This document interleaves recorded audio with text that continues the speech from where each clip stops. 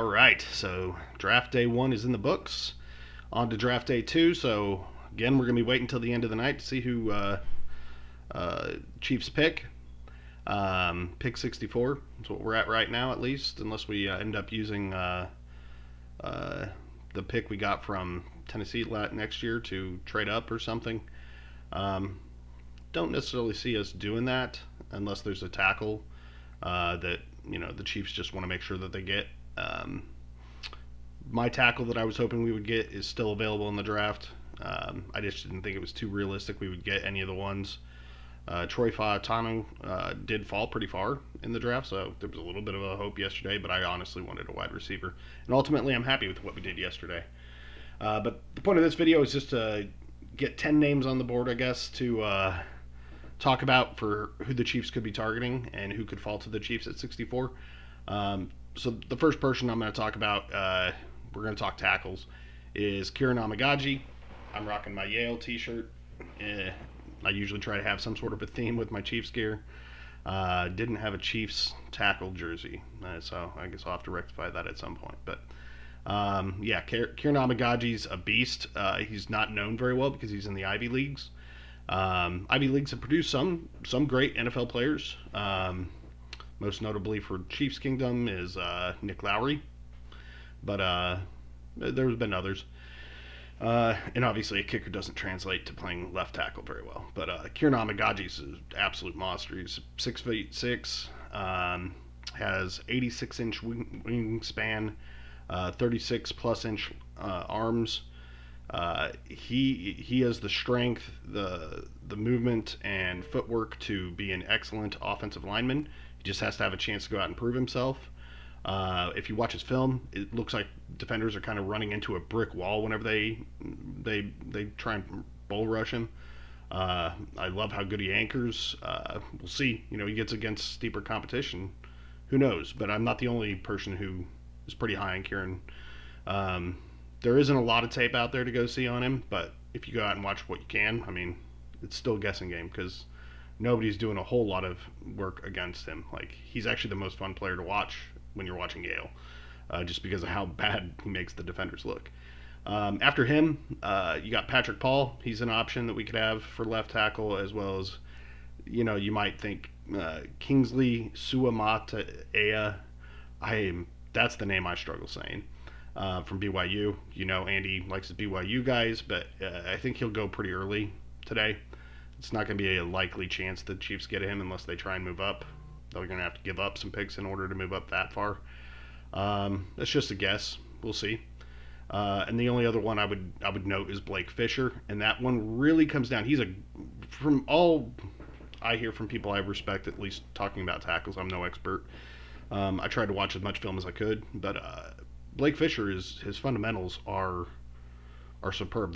They're way above most of the people that have already been drafted in the class. So I'm sure he has some weaknesses, but he's a very solid prospect and somebody we should consider if we can move Jawan Taylor to the left.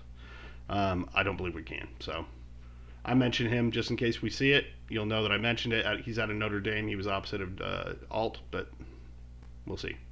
Beyond offensive linemen, and maybe even one offensive lineman, I'll mention a guard just because I think guard could be useful. I wanted Cooper Beebe in my mock. That's who I put in the third round. He has been mocked all the way into the second round. So I wouldn't 100% be surprised if they were to take a guard, but it'd be pretty unlikely that they would take that big of a leap on Cooper. And he would not even be. He's the number 2 rated guard on most boards.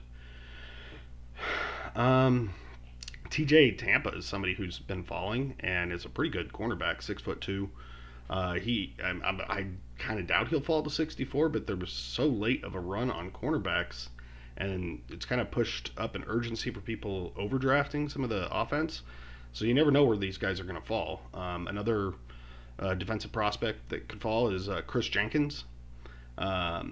He's a monster, and honestly, I think he could be him next to Chris Jones, working him in there. I mean, he's a day one impact kind of guy, so I like him. Edgerrin Cooper is a guy who I I don't think you're gonna hear too many Chiefs people probably saying, "Hey, let's go out and get him." We don't probably want to use our second pick on linebacker. We're set at linebacker. We have some depth at linebacker.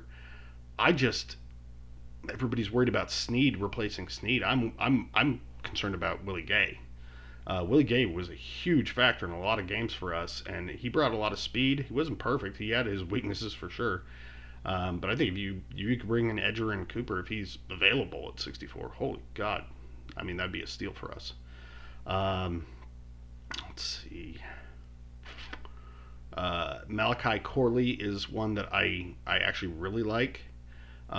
If we were to just be going nuts, I think if we were to take Malachi Corley, he could potentially be available still at 64, and that's a wide receiver.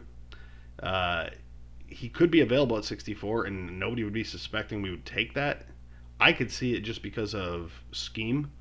I couldn't imagine the nightmare that teams would have to face if they had to deal with Rashee Rice, yards after catch machine, Malachi Corley, yards after catch machine, and then two blazing speed guys. I mean, it would be insane.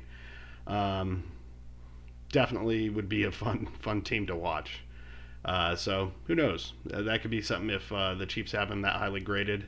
He was one of my favorite wide receivers when watching prospects. So who knows? There's some other cornerbacks that can drop. Lassiter from Georgia. Uh, Trying to think who else. I mean, those are the primary people. Oh, that's who I needed. Jonathan Brooks, uh, running back out of Texas. And here's my sneaky pick with him. If we were to get him, we'd have to probably jump. I would say at least the Cowboys because the Cowboys really want him bad. He tore his ACL last year. Chiefs brought him in for a top 30 visit. It's possible we could be looking at a running back. I personally prefer Isaac Guerendo way later in the draft, but it kind of would seem fitting because Jamal Charles is going to be doing announcing the picks for the second and third round, which obviously is now just the second round. Um, and so you have a Texas running back, announcing the selection of another Texas running back, and someone who similar skill sets as far as speed goes with Jamal Charles. So that would be fun to see the Chiefs with that kind of a running game. You got him and Isaiah Pacheco, and then what we got now on offense. It's a scary offense to see. So those are some names you can watch. I mean, obviously they're not all going to make it to 64. Potentially none of the guys I mentioned will make it to 64.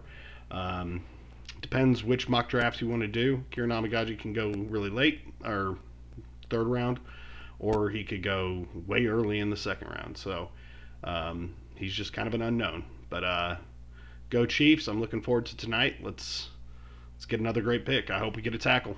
All right, peace, everyone.